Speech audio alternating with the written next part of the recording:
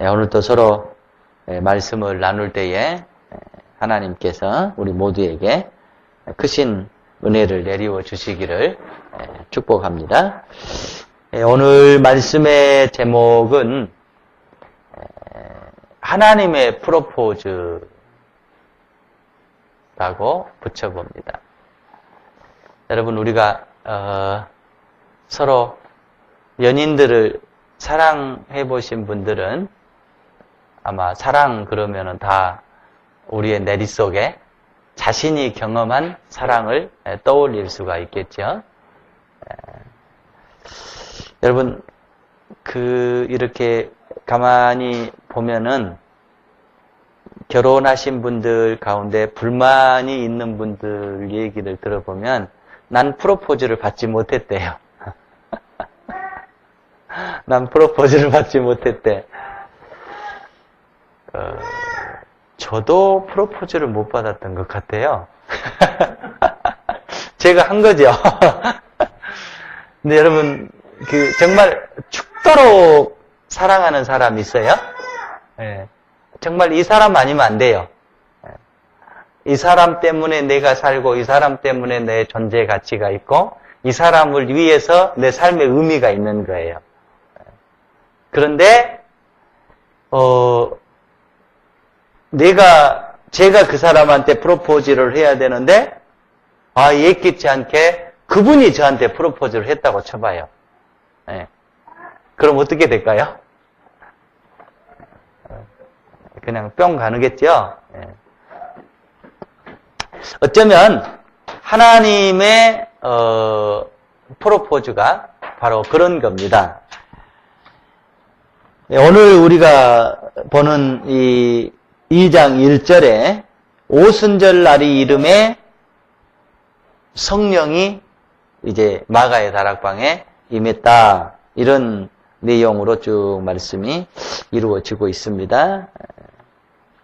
우스갯소리가 있어요. 근데 성경을 조금 공부하다 보면은 이제 여러분 있죠. 사순절이 있잖아요. 기독교 절기에. 그 다음에 뭐가 있어요? 오순절이 있죠. 그 다음에 6월절이 있죠. 그 다음에 77절이 있죠. 77절이 있어요.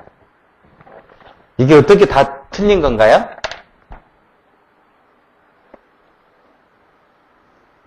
이게 헷갈리기도 합니다만, 사순절 다음에 오순절, 오순절 다음에 6월절, 6월절 다음에 77절, 이렇게 되나 보다. 우리 그렇게 생각하기가 쉬워요? 네, 그런 게 아니고, 우연히 4, 5, 6, 7은 맞아 떨어지는데, 그런 의미가 아니고요. 사순절은, 신약에서 나오는 절기예요. 사순절은 신약에서 나온 절기인데, 예수님의 부활절을 기점으로 해서 예수님의 부활을 아주 뜻깊게, 아주 의미 있게 지키자 그렇게 해가지고 고대 그러니까는 뭐라고 그래가지고 주후 한 400년 전후에부터 이렇게 사순절이 내려오는데 부활절을 중심으로 해서 40일을 거슬러 올라가요. 위쪽으로. 그런데 그 40일 가운데 또 주일을 빼는 거예요.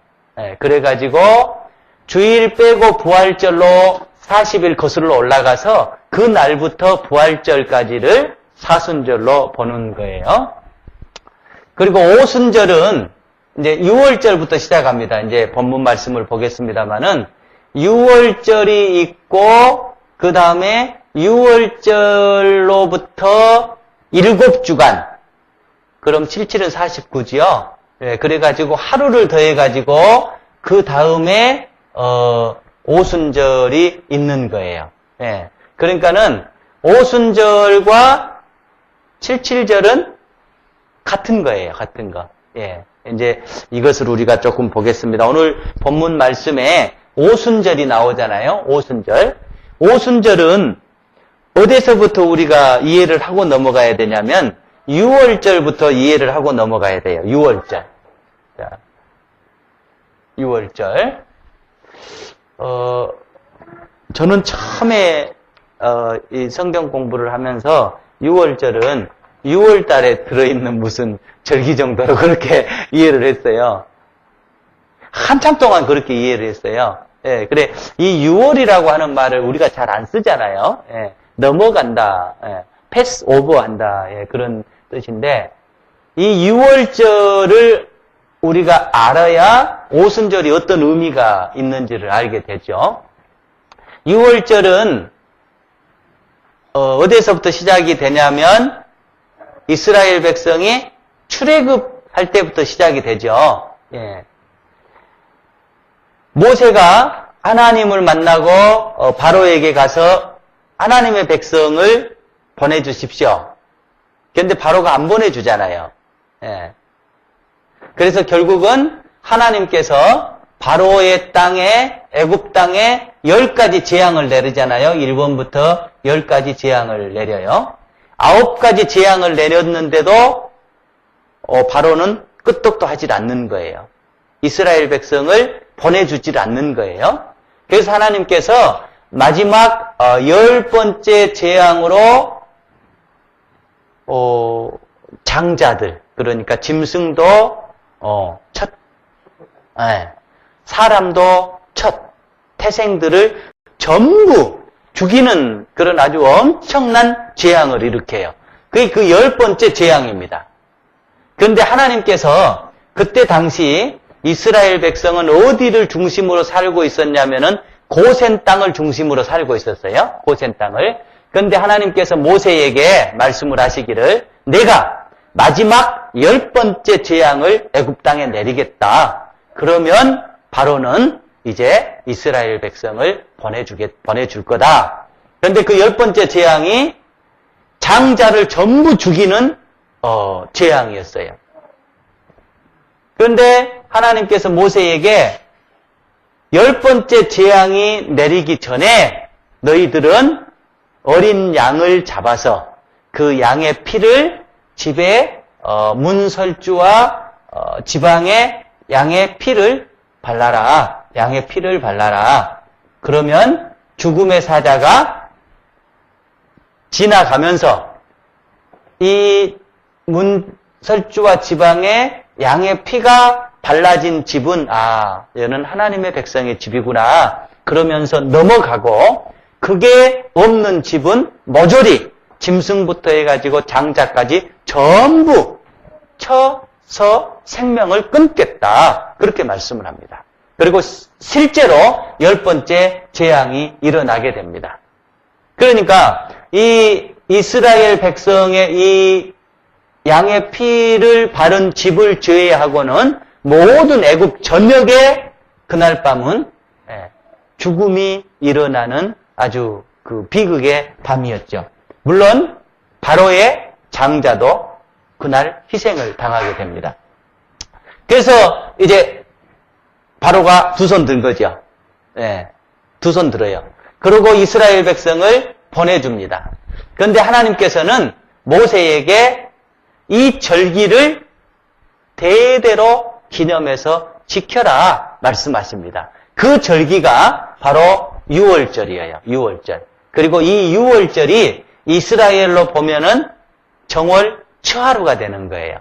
새해 첫날이 되는 것입니다. 그리고 나서 이 6월절로 해서 7주간을 옵니다. 7주간을. 그러면은 7주간을 한 주간씩 해서 7주간을 오면은 7, 7은 49죠. 그런데 7주간 안식일이 셋, 넷, 다섯, 여섯, 일곱. 이 7이라고 하는 숫자를 굉장히 이스라엘 백성은 귀하게 여기죠. 그런데 7주간의 안식일이 있는데 7주간 마지막 되는 안식일은 보통 안식일보다 더 귀한 안식일이 되는 거예요. 이스라엘 백성들에서. 그래서 여기다가 하루를 플러스 합니다. 그래가지고 50일 되던 날을 오순절이라고도 하고 77절 7번 온다고 해가지고 칠칠절이라고도 하면서 이 절기를 또 지키게 됩니다. 그러니까 지금 우리로 치면은 어느 정도 이해하게 되냐면은 맥주 감사절 정도 이해하면 돼요.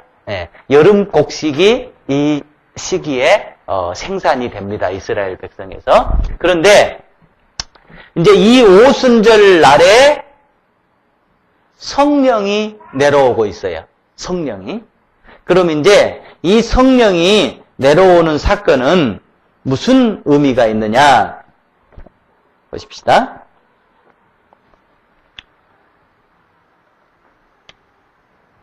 이 6월절 날에 어떻게 됐어요? 어린 양의 피를 이스라엘 백성 모든 집에 뿌렸잖아요? 발랐잖아요? 그러면 어떻게 돼요? 죽음의 재앙이 거기를 넘어가는 거예요. 죽음이 그곳에 임하지를 않는 거예요. 그래서 여기에 굉장히 중요한 건 뭐냐면은 어린 양의 피입니다. 피. 어린 양의 피. 그런데 이게 구약의 사건이란 말이에요. 지금 여기 구약의 사건인데 이 사건이 예수님과 밀접하게 관련이 돼 있어요. 성경은. 자, 우리가 어디를 한번 찾아보냐면요. 요한복음 1장 29절을 우리 한번 찾아보시죠. 요한복음 1장 29절.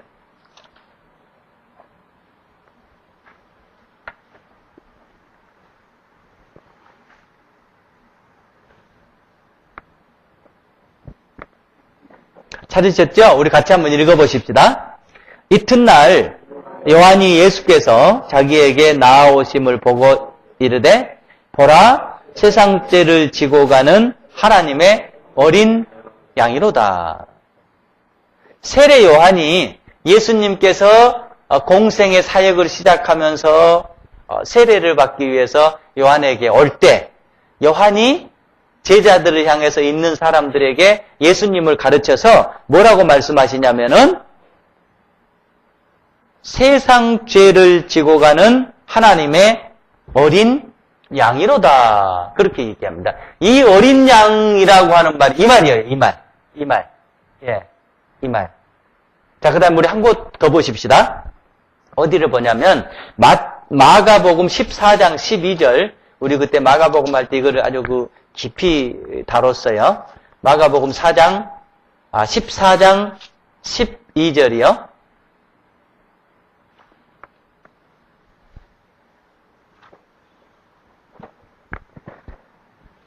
자, 같이 읽어보십시다. 무교절의 첫날, 곧 6월절 양 잡는 날에 제자들이 예수께 여짜오되 우리가 어디로 가서 선생님께서 6월절 음식을 잡수시게 준비하기를 원하나시까 하매. 지금 이 6월절 이를테면은 잔치가 있고 바로 그날 밤에 예수님은 십자가에 못 박힙니다. 그러니까 신약 시대에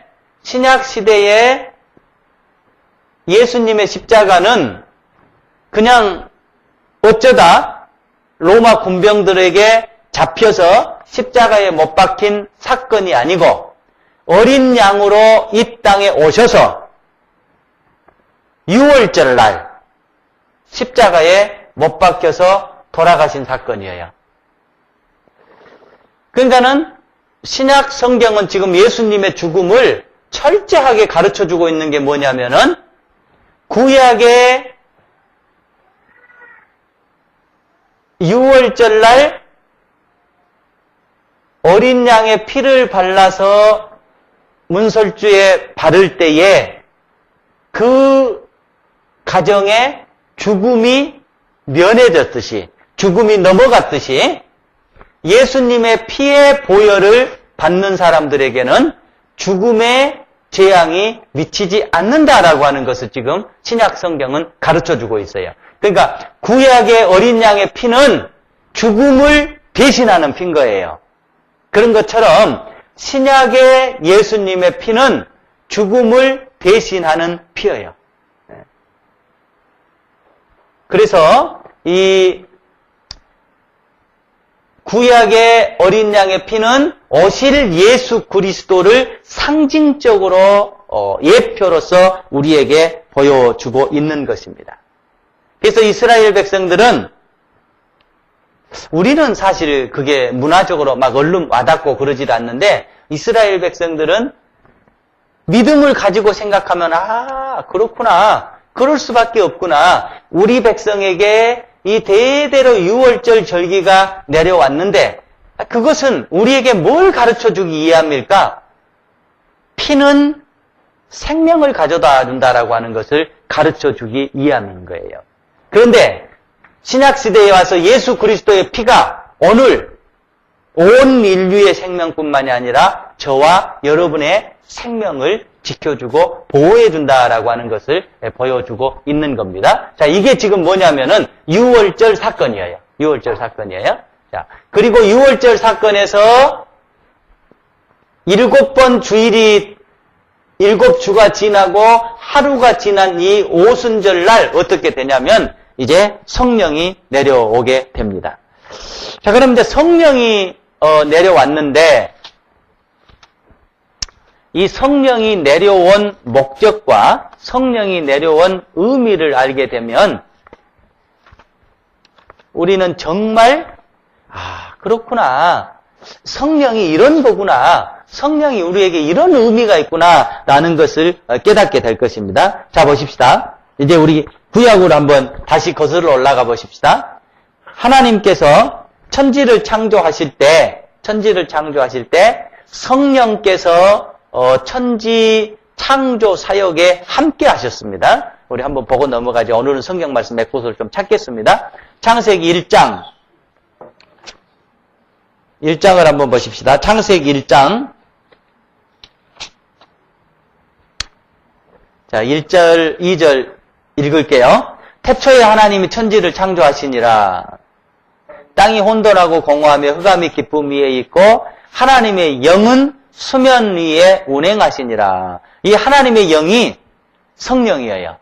예. 그러니까 하나님께서 천지를 창조하실 때 하나님 혼자 천지를 창조하신 것이 아니라 하나님의 영이 함께 창조 사역에 동참을 하셨습니다.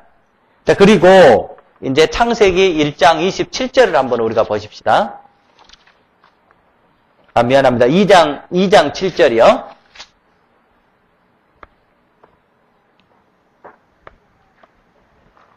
자, 여호와 하나님이 땅의 흙으로 사람을 지으시고 생기를 그 코에 불어 넣으시니 사람이 생명이 된지라. 우주 만물을 다 창조하셨어요, 하나님께서. 성령과 함께. 그리고 마지막에 인간, 특별히 아담을 창조하시는데 땅의 흙으로 사람을 만들었어요. 그런데 이거는 아직까지는 뭐냐면 흙덩이에 불과했죠. 그런데 그곳에 그 코에 생기를 불어넣으니 생명이 된지라 그랬어요. 그러니까 이제 하나님께서 사람을 만드셨어요. 그런데 아직까지는 뭐였냐면은 흙덩이에 불과한 거죠. 그런데 코에다가 생기를 불어넣었어요. 그러니까 이거는 홀리 스피릿 불어넣은 거죠. 그러니까 이제 뭐가 되냐면은 온전한 사람이 된 겁니다. 그러니까 사람이 외형이 있고 그 속에는 하나님의 영이 들어있는 거죠. 자, 그런데 이 아담이 범죄를 하게 되잖아요. 죄를 짓게 돼요. 하나님께서 반드시 죽으리라 했는데 범죄를 하고 나서도 어떻게 됐어요? 죽질 않아요. 그냥 에덴 동산에서 쫓겨나는 거예요. 예. 그러니까 우리가 보기엔 안 죽은 건데 에덴 동산에 쫓겨났어요. 그런데 이제 한번 보십시다. 그 범죄의 결과가 어떤 결과를 초래하게 되냐면 창세기 6장을 한번 봐보십시오. 창세기 6장.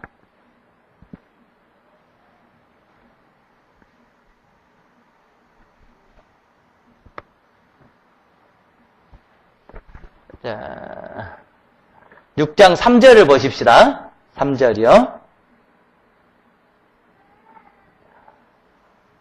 여호와께서 이르시되 나의 영이 영원히 사람과 함께 하지 아니하리니 이는 그들이 육신이 되니라. 자, 이 말은요, 굉장히 중요한 말이에요. 우리 인간을 다루는데, 범죄하고 나서 하나님께서 나의 영이 영원히 사람과 함께 하지 아니하리니 이는 그들이 육신이 됨이라 그랬어요. 육신이 됨이라. 여기에 육신이 된다라고 하는 말은 뭐냐면은 영이 죽어버렸다는 얘기입니다. 영이 죽어버렸어요. 그러니까는 아담이 범죄한 이후로 창조할 때 불어넣었던 이 하나님의 영이 어떻게 돼버렸냐면은 죽어버린 거예요. 죽어버린 거예요. 그런데 이 그냥 몸은 살아서 움직여요. 그래서 우리는 어떻게 생각하냐면은 몸이 살아서 움직이니까 그냥 살았다고 생각하는 거예요. 그런데 하나님의 시각은 틀렸던 거예요. 다른 거예요, 우리하고. 어떻게 하냐면 범죄한 순간 뭐가 없어져 버렸냐면은 하나님의 영이 없어져 버리는 거예요. 그러니까 하나님은 그 상태를 어떻게 보냐면은 죽은 걸로 봐버리는 거예요. 죽은 걸로 본 거예요. 그래서 사람은 두 종류입니다. 사람은 두 종류. 영이 살아서 움직이는 사람이 있는가 하면 영이 죽어버리고 육만 움직여서 살아가는 사람이 있는 거예요. 그래서 아담의 범죄 이래로 우리 조상들을 포함해서 온 인류가 다 어떻게 돼버렸냐면은 죽어버린 상태로 그냥 있는 거예요. 그냥 있는 거예요. 하나님께서 창조한 모든 하나님의 피조물 인간이 다 영이 없이 죽어버린 상태에 있는 거예요. 자, 그러면 하나님은 고민되시겠어요? 안 되시겠어요? 당신이 사랑하셔서 다 만들었는데 온 인류가 범죄함으로 다 죽어버렸단 말이에요. 하나님은 고민되시죠? 네. 자, 그래서 하나님께서 어떻게 하시냐면은 방법을 찾아내십니다. 우리말로 하면은 방법을 찾아내는 거예요. 자, 어떻게 방법을 찾아내시냐? 인류에게 다시 새로운 길을 제시해 줍니다. 그 새로운 길을 제시해 주시는 내용이 어디가 나오냐면은 요엘서에 나옵니다. 요엘서. 여러분 요엘서 다시 한번 보십시다. 요엘서. 예, 요엘서 2장입니다. 요엘서 2장.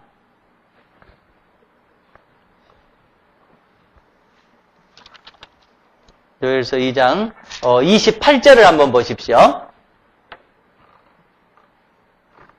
우리 같이 한번 읽어보십시다.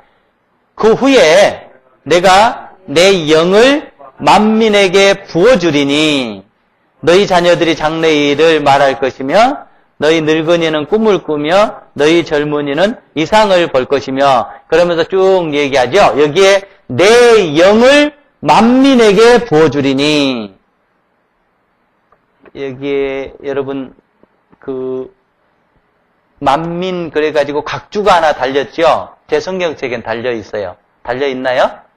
예, 일이라고 쓰였죠. 예, 그 각주 내용이 뭐예요? 각주를 한번 봐보세요. 모든 육체라고 그랬죠. 자, 그러면 이제 보십시다. 아담이 범죄한 이래로 모든 육체에 있던 하나님의 영은 다 어떻게 돼버리는 거예요? 다 빠져나가가지고 없어져 버렸단 말입니다. 그런데 요엘 선지자를 통해서 다시 하나님께서 새로운 길을 제시해 주시는데 모든 육체에게 그러니까 만민에게 내가 다시 하나님의 영을 부어주겠다 약속을 하신 거예요. 네. 자, 그리고 나서 이제 어떻게 되느냐? 예수님께서 십자가에 못 박혀 돌아가시고 나서 승천을 하시면서 그 요엘서를 통해서 요엘 선지자를 통해서 우리에게 주신 모든 육체에게 다시 영을 보내주겠다라고 하는 말씀이 오늘 오순절에 이르러서 성취가 되고 있는 거예요. 예. 그래서 이것은 우리가 보면은 자, 창조가 됐어요. 그때 하나님의 영이 있었죠. 그런데 아담이 범죄하죠. 하나님의 영이 빠져나가버렸죠. 그걸 하나님은 죽음으로 보신 거예요. 그리고 전 인류가 다 죽어있는 상태에 이르릅니다. 그런데 하나님께서 요엘 선지자를 통해서 내가 다시 모든 만민에게 하나님의 영을 부어주겠다라고 약속을 합니다. 그리고 나서 예수님이 십자가에 못 박혀 돌아가십니다. 그리고 길을 엽니다. 그리고 예수님이 승천하시면서 그 요엘 선지자를 통해서 부어주시겠다고 하시는 그 성령이 오순절날 이렇게 임하는 거예요. 그러니까 우리가 늘 얘기합니다마는 성령을 받으면 방언을 하냐 마냐 이게 큰 문제가 아닌 거예요. 지금 오늘 여기에 나와 있는 오순절 성령의 사건은 곧 이 말은 뭐냐면 예수 그리스도가 십자가에 못 박혀서 구원을 성취하심으로 말미암아서 온 인류에게 생명을 받을 수 있는 길이 열려져 있고 그 죽어버린 아담 이래 죽어버린 모든 육체 속에 하나님의 새로운 영이 전 인류에게 부어짐을 말씀하시는 사건인 거예요. 그러니까 이 사건은 저와 여러분이 하나님 안에서 새로운 하나님의 영을 받은 사건인 거예요. 영을 받은 사건이에요. 그런데 이제 오늘 말씀에 보면은 어떻게 되냐면 다시 오늘 말씀으로 한번 돌아가 보십시다. 오늘 말씀으로 돌아가면 자, 호련히 2절부터 봅니다. 호련히 하늘로부터 급하고 강한 바람 같은 소리가 있어 그들을 앉은 온 집에 가득하며 마치 불의 혀같이 갈라지는 것들이 그들에게 보여 각 사람 위에 하나씩 임하여 있더니. 그러니까 성령이요. 지금 그 120명 정도 되는 그 사회 공동체 기본 숫자라고 그랬죠. 거기에 성령이 일시적으로 임함과 동시에 어떻게 임하게 되냐면은 각 사람에게 성령이 임하게 된 거예요. 그래서 여러분 성령이 내 속에 있다라고 하는 것은 내가 하나님의 영을 가지고 있고 내가 하나님의 생명을 소유했다라고 하는 것이 오늘 오순절 사건의 핵심입니다. 그러니까 성령이 오신 사건은 하나님께서 여러분 한 사람, 제 한 사람과 동행하심과 동시에 동거하신 사건이에요. 동거하신 사건이에요. 그래서 성령이 우리에게 온 것은 하나님께서 우리에게 같이 살자. 나는 널 사랑해. 나는 너와 함께 살고 싶어. 나는 너 속에 살고 싶어. 하는 사랑의 프로포즈인 거예요. 그래서 여러분 성령이 임하면 방언을 해? 안 해? 이건 아주 지엽적인 문제예요. 근데 우리 지금 대한민국은 성령이 임하면 방언을 하냐 마냐 이 사건에 지금 우리가 휘말려 있어요. 그건 깃털에 불과해요. 깃털에 불과해요. 요새 우리가 쓰는 말로 깃털에 불과하고 성령이 임한 사건은 지금 뭐냐면은 하나님의 영이 내 속에 들어온 사건이에요. 죽어버린 내 영 속에 하나님의 영이 들어와서 내가 하나님의 생명으로 되살아나는 사건인 거예요. 하나님께서 여러분 한 사람, 제 한 사람에게 프로포즈한 거예요. 사랑하는 아들아, 난 너하고 살고 싶다. 사랑하는 딸아, 난 너하고 살고 싶다. 이것이 오순절 성령의 사건인 거예요. 그래서 우리 신자들은 하나님께서 나와 함께 살고 싶고 하나님께서 내 속에 살고 싶고 하나님께서 저와 동행하고 싶고 동거하고 싶다라고 하는 것이 얼마나 큰 축복인가를 우리가 알고 있어야 돼요. 우리가 이것을 알아야 돼요. 여러분, 만약에 국가의 대통령이 그러지도 없겠지만 와가지고 난 너와 함께 살고 싶어. 난 너 집에서 너와 함께 살고 싶어. 그런다고 해봐요. 이건 무슨 사건일까요? 엄청난 사건이겠죠? 엄청난 사건이겠죠? 예, 엄청난 사건이에요. 대통령이 내 한 사람에게 찾아와서 난 너하고 살고 싶어. 이제 너 집에서 살 거야. 해봐요. 이건 엄청난 사건이잖아요. 예. 그런데 하나님께서 여러분 한 사람, 제 한 사람과 살고 싶다라는 거예요. 동행하고 싶다라는 거예요. 너와 손잡고 살고 싶다라는 거예요. 너와 함께 하고 싶다라는 거예요. 그것이 뭐냐면 성령이 내려온 사건이에요. 이게 지금 마가의 다락방에 성령이 임한 사건이에요. 그래서 이것은 전 인류에게 모든 사람에게 그렇게 성령이 임함을 알려주시는 사건입니다. 그래서 여러분과 제가 특별히 신앙생활하는 것이 얼마나 큰 사건인가, 얼마나 큰 축복인가, 얼마나 엄청난 사건인가를 알아야 되는 거예요. 오늘 성령이 임한 사건은 하나님께서 여러분에게 프로포즈 하신 거고 제 한 사람에게 프로포즈 하는 거예요. 그래서 우리는 이 하나님이 나와 함께 하신 이 사건이 어마어마한 사건이고 말로 표현할 수 없는 사건이라고 하는 것을 우리는 우리의 마음속에 늘 간직하고 살아야 돼요. 예. 이것 놓쳐버리면 안 돼요. 우리가 생을 살아가면서 하나님 힘들어요 하면서 기도도 합니다만 그것 때문에 정작 하나님께서 나와 함께 사시겠다, 나와 함께 하시겠다라고 하는 그 엄청남을 잊어버리면 안 되는 거예요. 그래서 사도행전의 모든 사도들은 그것을 똑바로 알고 있었던 거예요. 그러니까 그들의 삶은 완전히 이제 뒤바뀌어 버리는 거예요. 정말로 물불을 가리지 않는 거예요.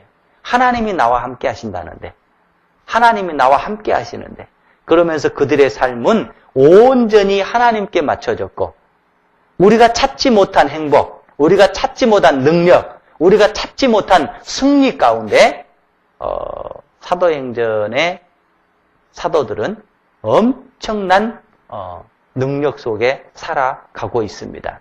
여러분, 오순절 사건은 우리에게 엄청남을 주는 것입니다. 우리가 물론 성령을 받고 방언도 하고 열심히 기도하고 이런 것도 붙잡아야 되겠습니다만 사실은 그것은 지엽적인 것이고 성령이 우리에게 내려오신 것은 하나님이 나와 함께 하시는 그 엄청난 사건임을 우리가 깨닫고 잃어버렸던 하나님이 나와 함께 하심의 그 능력, 하나님이 나와 함께 하심의 놀라움, 하나님이 나와 함께 하심의 그 엄청남을 회복하면서 살아가는 성도들이 되시기를 축복합니다.